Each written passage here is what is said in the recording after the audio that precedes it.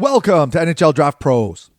In this video, I'll be doing a 2023 NHL mock draft. And yes, the lottery was yesterday, so now we know where the top 16 teams pick, so let's get on it. And if you want to watch the individual scouting reports of each prospect, just go to NHL Draft Pros on YouTube, where I have videos of all the players discussed in this mock draft. So go check that out. And as always, please subscribe and hit the like button to help the channel grow. And another thing you want to check out is the community button on the homepage. We're doing a mock draft right now. Go to that and vote. It's a lot of fun. All right, here is the draft order, and congratulations to the Chicago Blackhawks organization. You just landed Connor Bedard, the most coveted NHL prospect since Connor McDavid. Wow. So at number 1, the Chicago Blackhawks will select, Connor Bedard. Number 1 ranked prospect right across the board. And if you look at these numbers, just incredible. 143 points in 56 games, 71 goals, 72 assists. Oh my God. And if you look at his CHL points per game for draft year players, look at the company that he keeps. Sidney Crosby, Connor McDavid, Patrick Kane, Mitch Marner, Steven Stamkos. Like, come on. So, yeah, I don't think Chicago's going to pass up on Mr. Connor Bedard. He's going number 1 to the Chicago Blackhawks. Congratulations. Now at number 2, the Anaheim Ducks have landed that. Unfortunately, they got the second overall pick, but don't worry, because you're going to have yourself a player by the names of Adam Fantilli, and yes, he is a stud. 29 games, 20 goals, 30 assists for 50 points in NCAA as a freshman. He led the league and also won the Hobey Baker Award. So this is no consolation prize. He is a great, great player.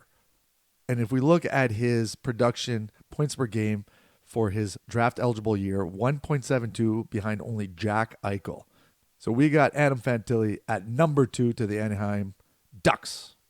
All right, and at number 3, so the rest of the draft pretty much fell in sequence as it was supposed to. So number 3, the Columbus Blue Jackets, they will take a chance on Mr. Matvei Michkov. He is a dynamic forward and might be the second best skill level-wise behind Connor Bedard. I think that Columbus, they take chances. Remember Michkov that they took a couple years ago, 2020, in the first round? Everyone was like, woo, who's that? Well, I don't think people are going to be too surprised with Matvei Michkov at number 3. Check out these numbers that he put up. He is the best KHL forwards points per game in a draft-eligible year, ahead of Tarasenko, Panarin, Kaprizov, Kuznetsov, Kucherov. Like, yeah, he's in that company, okay? So I don't think they're going to mind taking a chance on Matvei Michkov. So number 3, Matvei Michkov to the Columbus Blue Jackets. All right, number 4, San Jose Sharks. They will get to choose another stud. This draft is just stacked with players. Stacked. And they're going to go with Leo Carlsson. He's another one who has just been putting up crazy numbers. 44 games, 25 points in the SHL, the top Swedish league with men. And if you look at his numbers, 0.57 points per game behind Willie Eklund and ahead of Holtz, Nylander, Raymond. And he's a big kid. He's a prototypical hockey player. Plays a 200-foot game. What a great pickup by San Jose at number 4, Leo Carlsson. All right, number 5. This is where it gets interesting. The Montreal Canadiens. What are they going to do? Who are they going to take? I say they're going to go with Mr. Will Smith. He is a great centerman from the NTDP U18 team in the U.S. 52 games, 104 points. This is before the U18s. But nevertheless, look at these numbers. 2.00 points per game in his draft year, behind only Jack Hughes, ahead of Cole Caulfield, Logan Cooley, Trevor Zegras. Yeah. So again, this is another great player, and I think Montreal cannot pass up Will Smith at number 5. Number 6, the Arizona Coyotes. They need some defensive help, and I think they're going to go with David Reinbacher. A lot of people are probably saying, whoa, that's kind of high for David Reinbacher, but you know what? He is a great overall defenseman. He's got an edge to him. He can put up the points. And if you look at his points per game, only behind Roman Josi. So you know what? And ahead of J.J. Moser, he is a great fit for Arizona. I think they could have went with a forward here too. But I think they're going to take the best defenseman because there's a couple D in this draft that are really good. And I don't think they're going to take a chance of not getting one of them. So David Reinbacher at number 6. All right, number 7, the Philadelphia Flyers have this pick, and I think there could be a couple players here that they'd go with. I'd say it's between Ryan Leonard and Zach Benson, and I'm going with Ryan Leonard. He is a great power forward, got some skill, can skate, works hard. I mean, I love everything about Ryan Leonard's game.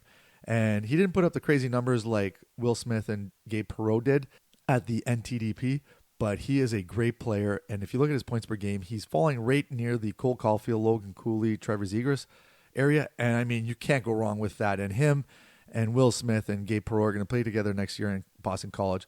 And I think that he's going to just elevate his game next year, and he might be a dynamic force in the near future. So I'm going with Ryan Leonard at number 7 to the Philadelphia Flyers. All right, number 8, Washington Capitals. Yes, I say they're going to go with Dalibor Dvorsky, the Slovak sensation that's been playing in Sweden. He didn't put up some crazy numbers in the second division there, 38 games, 14 points, but internationally he has been dominant, carried the Slovak team at the U18s. And yeah, he's a monster, big kid, centerman, tough, works hard. I like his game. If we look at his points per game, right behind David Pastrnak. So you know what? Not bad. So they're going Dalibor Dvorsky at number 8. All right, number 9, the Detroit Red Wings have landed this pick. And I always love to see what Stevie Y does or what he has up his sleeve. I don't think they can pass up on one of my favorite players in this draft, Zach Benson.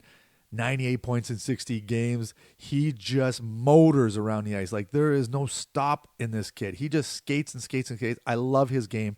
If he was 6 feet or bigger, he would have went way higher. But NHL, they're kind of, biased on smaller players, and I think he's going to drop a little bit, but Stevie Y is going to pick up a beauty right here at number 9. Look at his points per game behind Connor Bedard and Andrew Cristall, 1.63 in the entire CHL, the Canadian Hockey League. So he's a great player, and Detroit's going to be happy with Zach Benson at number 9. All right, number 10, we're moving on here, and we got the St. Louis Blues. They need some defense as well, and I think they're going to take the most offensive, dynamic defenseman in this draft, and that is Axel Sandin Pellikka. And he had 5 points in 22 games in the SHL, but he had over a point a game in the junior league. Look at this. 36 points in 31 games, 1.16 points per game. He led the entire league, the junior league, in points per games among defensemen as a 17-year-old. So yeah, he is a dynamic offensive force, and he did really well in international play. So I think that St. Louis is going to be happy taking Axel Sandin Pellikka at number 10. At number 11, we got the Vancouver Canucks, and they have some choices to make right here. I think they're going to go with a local boy, Matthew Wood, who absolutely dominated the BCHL last year, 85 points in 46 games, led the league as a 16-year-old. And then this year, as a 17-year-old, the youngest player in NCAA, had 34 points in 35 games, almost a point per game. Wow. And he led his team, UConn, in points as a 17-year-old. So yeah, you can't pass up the big man. And I think that they're going to take Matthew Wood at number 11. Number 12, Arizona's second pick in the first 16. And I think they're going to go with a forward. And why not take Gabe Perreault? And I only put, again, his numbers right before the U18s, 110 points in 55 games. That 2.00 points per game is only behind Jack Hughes, and he's tied with Will Smith. So yes, he can put up some numbers. And Arizona will have a nice young core there with Logan Cooley, Barrett Hayton, Gunther, Keller. So you know what? Add some more dynamo to the offense, and Gabe Perreault is the one. He goes number 12 to the Arizona Coyotes. All right, number 13, Buffalo. They have a bunch of young players in their system, and I mean, come on, they're loaded with players. This is going to be a team to watch in the near future. And let's add a little toughness, a little grit, a little goal scoring. How about Colby Barlow? He fits the mold. 59 games, 79 points, and he can shoot a puck. 1.3 points per game in the OHL in their draft year. Second behind only Quentin Musty. And I like his game, and I think he will fit well in Buffalo with that young group. So number 13, Colby Barlow. Number 14, Pittsburgh. Their first pick. And they need a little rebuild going on right now, so why not take a speedy centerman from the NTDP? Yep, Oliver Moore. This kid can fly, and he's got a good work ethic too. 200-foot game, really good player, 53 games, 64 points, and he was fourth behind Perreault, Smith, and Leonard, that big line there. But this kid has a motor on him and a good work ethic, so I think he'll fit well in Pittsburgh, and he'll go number 14, Oliver Moore. All right, 15, Nashville Predators. What are they going to do? Well, you know what? I think they'll take a forward by the name of Brayden Yager, and he is another 200-foot player who plays in the dub, 67 games, 78 points, just a workhorse, great shot too. He's another one that can shoot the puck, unbelievable. And if you look at his points per game in the WHL, he is 7th with 1.16 points per game, but he's a really good player and works hard and has a good 200-foot game. So I think he's going to go number 15 to Nashville, Brayden Yager.